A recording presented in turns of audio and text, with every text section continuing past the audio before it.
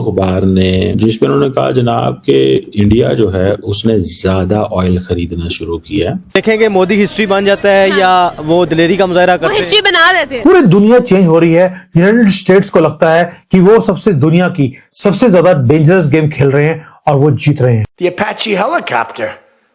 I mean, I had India coming to me, sir. I've been waiting 5 years. We're changing it. तोहफे में जहाज मिलना, फिर पहले यूक्रेन को धमकाना, फिर प्यार से समझाना, फिर एक्सटर्नल सूरत हाल में भारत जो है वो अपने कार्ड बहुत अच्छे प्ले कर रहा है और बड़ी सही प्ले कर रहा है। भारत जो है वो रूस के साथ उसके बहुत अच्छे ताल्लुकात हैं और रूस के साथ वो भारत जो है वो अपनी करेंसी और उनकी रूबल के अंदर वो कर रहा है। वो रूबल में अकाउंट खोलते हैं, ये इंडियन रुपीज में अकाउंट खोलते हैं और इस तरह उनका काम करते हैं।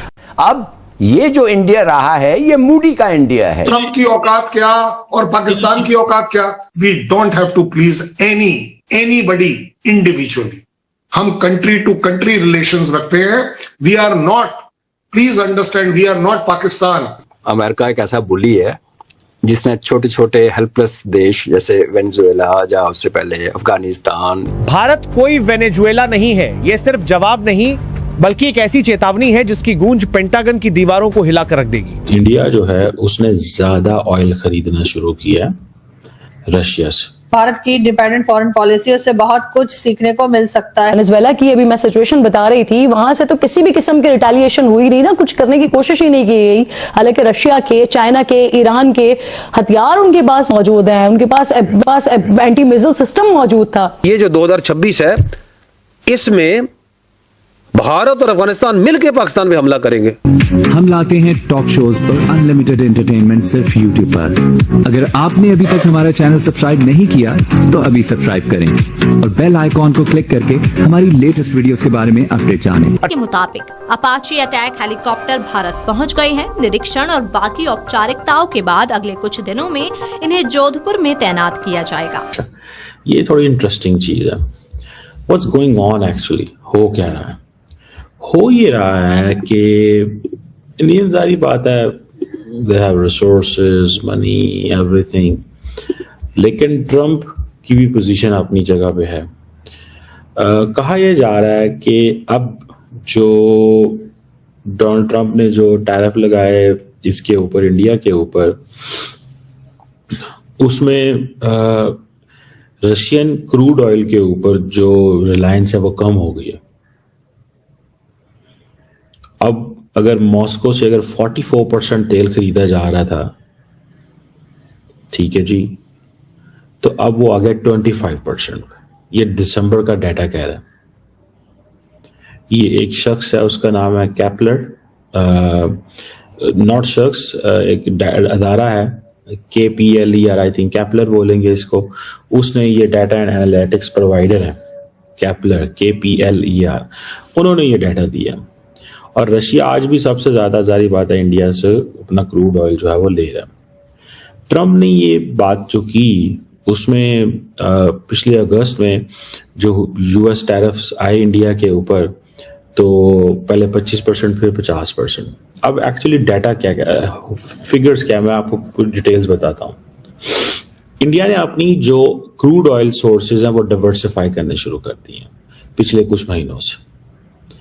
Iraq, Saudi Arabia, United Arab Emirates, जो इंडिया को 44% टोटल क्रूड ऑयल इंपोर्ट देते हैं, जो दी है अभी तक उन्होंने इस दिसंबर में, वहां पे मामला ठीक चल रहे हैं। 2 मुल्क ऐड हुए हैं, कुवैत एंड ब्राजील, जिन्होंने तकरीबन 10% ऑयल इंपोर्ट दिसंबर में उनके पास आई है। कुवैत से जो क्रूड ऑयल की जो एक्सपोर्ट इंडिया को हुई है, that has increased by 140% from June this last year, June 2025। जो ब्राजील से शिपमेंट्स आ रही हैं, ठीक है जी, वो भी अच्छी तादाद में है, लेकिन ब्राजील का मसला है कि ब्राजील के ऊपर भी 50% टैरिफ है, ठीक है जी, अमेरिकन वहां पे। अब इंडिया जो है, उन्होंने अपनी अमेरिकन क्रूड ऑयल भी परचेज बढ़ा दिया, ठीक है जनाब। और अब आप ये समझें कि जो 50% टैरिफ जो इंडिया के ऊपर हैं वो इन इफेक्ट है। अब रशिया से 25% हो गई है, कुवैत पे बढ़ गई है, ब्राज़ील पे बढ़ गई है। और रशियन जो हैं वो इंडियन जो हैं वो कम तेल खरीद रहे हैं। और ये जो लिंडसे ग्राहम की स्टेटमेंट आई एयरफोर्स वन में, उस पर उन्होंने कहा कि हम जा रहे हैं, हम कम तेल खरीदेंगे। ये मेरे पास एक डाटा है, ठीक है ना जी। ये एक बेसिकली अदारा है, उसने ये शेयर किया है कि जब से ट्रम्प टैरिफ लगे हैं दिसंबर में ये जो है ये सबसे कम तेल खरीदा है उन्होंने, ठीक है। इफ आई कैन, इसको मैं कर सका तो मैं ये शेयर कर सका आपके साथ तो जरूर करूंगा। बहरहाल ये there is something which is in front of अस।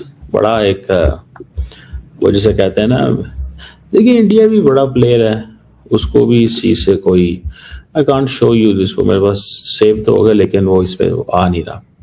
अच्छा, अब एक तो इसको थोड़ा समझ लेना चाहिए। दूसरी बात इसमें थोड़ी सी इस तरह है कि अब इंडिया डाइवर्सिफिकेशन की तरफ जा रहा है। रशियन क्रूड जो है वो कंटिन्यू कर रहा है और वो प्राइसिंग के हवाले से इंडियन रिफाइनरीज के साथ उसकी कंपैटिबिलिटी है, क्योंकि पुराना सप्लाई रिलेशन है।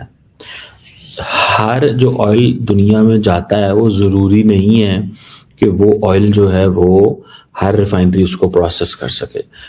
ट्रंप का ये कहना कि yes you have to please me, we don't have to please anybody individually. हम कंट्री टू कंट्री रिलेशंस रखते हैं। We are not, please understand, we are not Pakistan कि Munir and Trump has to click well तो इसलिए दोनों countries click well करेंगी। ऐसा हमारे यहां नहीं होता है। यार आप मुझे बात बताएं कल साहब, ये एक तो आप फायर बड़े मारते हैं, हवाई फायर पंजाबी चैन मार दे रहे थे। ट्रंप सरकार आ जाएगी, अब की बार ट्रंप सरकार, हौडी मोडी फलाने, पर्सनल कनेक्शन नहीं बिल्ड करते। सारा इंडियन मीडिया एक ही बात कर रहा होता है। हुण जरा जा उन्होंने तुहाडे नाल थोड़ी जिहा सानू सैट कीता ते तुसीं आंदे हो हमारे पर्सनल कनेक्शन नहीं होते, हमारे मुल्क के कनेक्शन होते हैं। चले लेट्स सी, हम भी इधर हैं, आप भी इधर हैं, और देखते हैं चीजें कैसे अनफोल्ड होती हैं और देखेंगे कि इंडिया क्या करता है।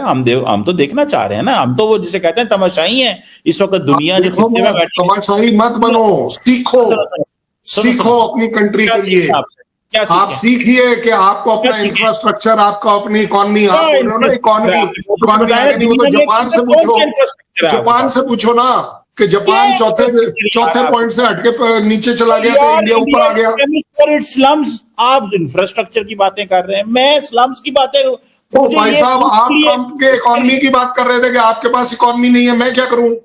आप पढ़े लिखे नहीं बात कर रहे, मैं क्या कर सकता हूं? आपके न्यूज़पेपर जो है ना वो गलत बता रहे हैं आपको, आप पढ़ नहीं रहे कि इंडियन इकोनॉमी, अगर इंडियन इकोनॉमी राइज कर रही है, जापान को छोड़ के चौथी पोजीशन पर आ गई है। कांग्रेसमैन आप बोल रहे हैं, एक मेंबर ऑफ पार्लियामेंट की उतनी औकात है कि वो अपने देश के किसी दूसरे देश के बोलने पर वो टैरिफ कम कर देगा? सच बताना, आप कर दोगे? चलो मैं आपसे अपील करता हूं, मैं आज ऑफिशियली कमर चीमा से अपील करता हूं, ट्रंप को बोलकर 1% टैरिफ कम कराओ। आपको लगता है आप करा दोगे?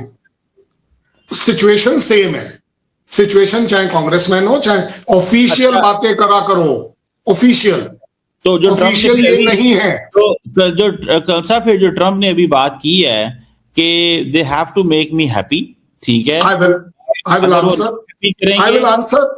दोबारा रेस कर देंगे। मैं बिल्कुल जनाब आंसर कर रहा हूं। मैंने अच्छा चलो अब एक सेकंड, जज बन जाना। अब आप पाकिस्तानी नहीं हो, अब आप एक जज के तौर पर इस बात पर मेरे पर डिसीजन देना। ये कहना कि मैं इसे बढ़ाऊंगा, क्या ये मतलब नहीं निकलता कि पिछला जो 50% लगाया है वो फेल हो गया, वो बेकार हो गया, इंडिया उसके प्रेशर में नहीं आया?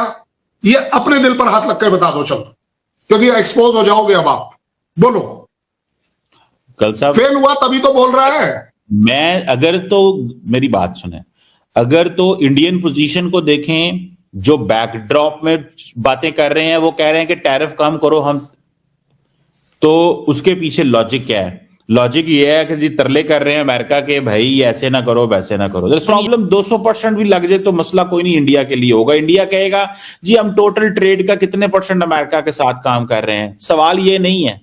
200% भी लग जाए तो इंडिया का मुझे नहीं लगता चैलेंज है इंडिया के लिए। इंडिया के लिए चैलेंज है, सुनो तो सही जज साहब आपने पहली बार सच बोला जिंदगी में। ये वाली वीडियो जो है ना, ये वीडियो ISI को मत भेजना।